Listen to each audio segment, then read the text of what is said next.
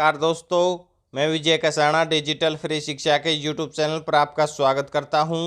दोस्तों, SSC group D भर्ती को लेकर भी बड़ी खबर आ रही है। इसके अलावा चेयरमैन साहब ने टीचर भर्ती के बारे में भी कहा है और ये 2-3 भर्तियों के से रिलेटेड अभी बड़ी खबर आई है। अगर आप पूरी इन्फॉर्मेशन देखना चाहते हैं तो वीडियो अंत तक ज़रूर देखें।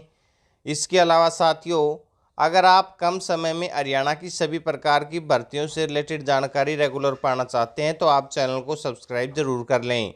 चलिए आप देख लेते हैं आज की बड़ी खबर। सबसे पहले साथियों ये खबर देखिए।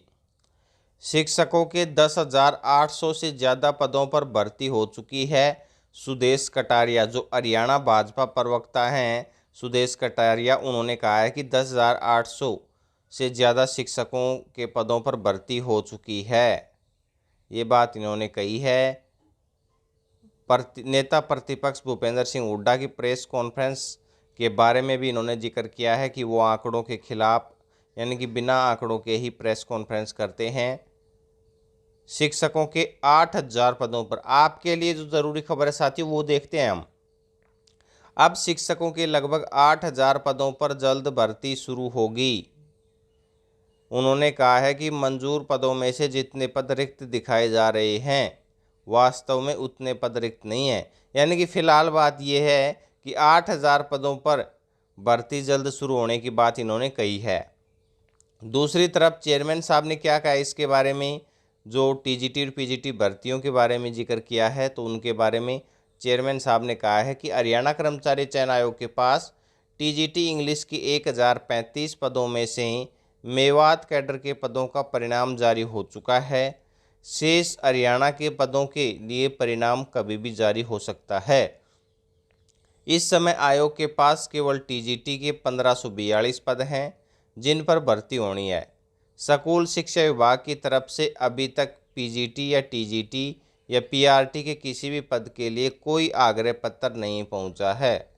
यह अलग बात है कि शिक्षा मंत्री कंवरपाल गुर्जर जी ने विधानसभा के मानसून सत्र में पिछले सप्ताह घोषणा की थी कि स्कूल शिक्षा विभाग ने आयोग के पास पीजीटी और टीजीटी के 7,880 पदों का आग्रह पत्र भेज दिया है।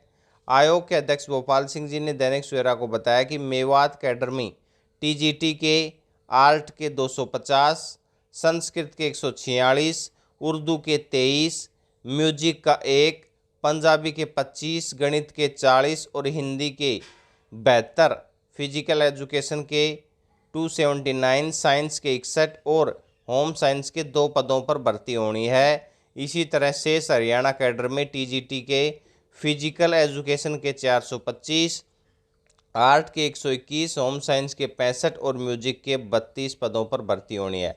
हालांकि इन पदों के लिए अभी तक चयन मानदंड आयोग के पास नहीं पहुंचा है। उन्होंने कहा है कि आयोग विचार कर रहा है कि इन पदों को विज्ञापित कर दिया जाए और चयन मानदंड बाद में घोषित कर दिया जाए। अब देखना ये होगा कि ये क्या इनका प्रोसेस रहता है।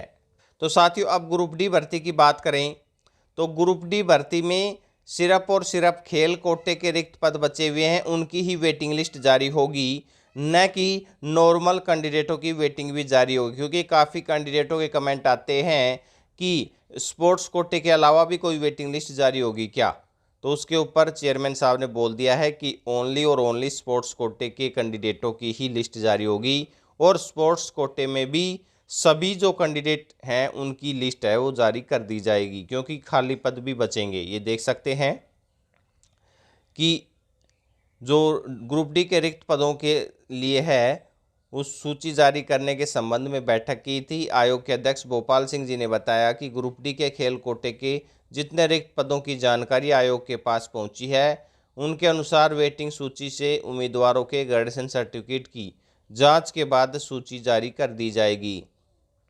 इसके बाद 2019 की यह ग्रुप डी से संबंधित भर्ती संपन्न हो जाएगी।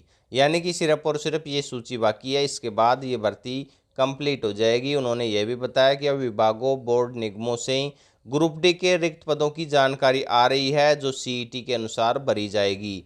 यानी कि आगे जो जानकारी आ रही है वो सीईटी के अनुसार ही ये पद हैं वो भरे जाएंगे। उन्होंने यह भी बताया कि अभी तक ग्रुप डी के 19,000 पदों की जानकारी आयोग के पास पहुंच चुकी है। कुछ और पदों की जानकारी अभी आनी है। आयोग के अध्यक्ष भोपाल सिंह जी ने बताया कि अब खेल कोटे के रिक्त पदों को छोड़ अन्य किसी भी कैटेगरी की कोई भी लिस्ट है वो जारी नहीं होगी। तो साथियों, ये स्पष्ट कह दिया है। अब आप ग्रुप डी की और वेटिंग लिस्ट का इंतजार ना करें, सीईटी की तैयारी करें। सीईटी के तहत ही नई अब ग्रुप डी की भर्ती है वो होने वाली है। ऐसे ही और भर्तियों के अपडेट अगर आपको रेगुलर चाहिए तो आप चैनल के साथ बने रहें।